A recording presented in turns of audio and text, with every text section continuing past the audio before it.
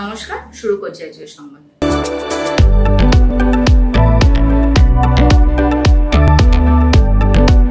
SFI অর্থাৎ ভারতের ছাত্র ফেডারেশনের পক্ষ থেকে পূর্ব বর্ধমান জেলার চতুর্থ ছাত্রী কনভেনশন অনুষ্ঠিত হলো। জেলার দেওয়ানদিঘিতে আয়োজিত এই কনভেনশনে জেলার নানা প্রান্ত থেকে ৭৮ জন প্রতিনিধি উপস্থিত ছিলেন। কনভেনশনের প্রারম্ভে বর্ধমান কাটোয়া রোড এলাকার একটি মিছিল সংগঠিত করা হয়। এই মিছিল থেকে স্কুলের ছাত্রীদের বাধ্যতামূলক সেলফ ডিফেন্স কোর্স করানো, স্যানিটারি ন্যাপকিনের করমুক্তি, প্রত্যেক শিক্ষা ক্যাম্পাসে স্যানিটারি ন্যাপকিনের ভেন্ডিং মেশিন ও পরিচ্ছন্ন টয়লেট রাখা, লিঙ্গ বৈষম্যহীন শিক্ষা ক্যাম্পাস গঠন করা, ড্রপ আউট ছাত্রীদের শিক্ষা প্রাঙ্গণে ফিরিয়ে আনা, এই সমস্ত দাবি তোলা হয়। এই দিনের কনভেনশনে উদ্বোধনী বক্তব্য রাখেন এসএফআই এর পশ্চিমবঙ্গ রাজ্য কমিটির সম্পাদক মন্ডলীর সদস্যরা দিতিরা।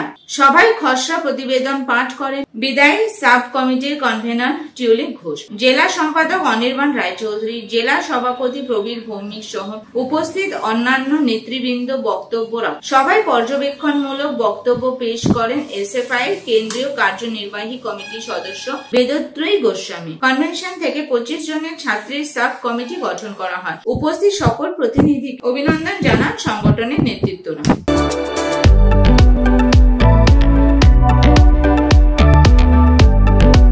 আজকের সংবাদ এই পর্যন্ত। নমস্কার।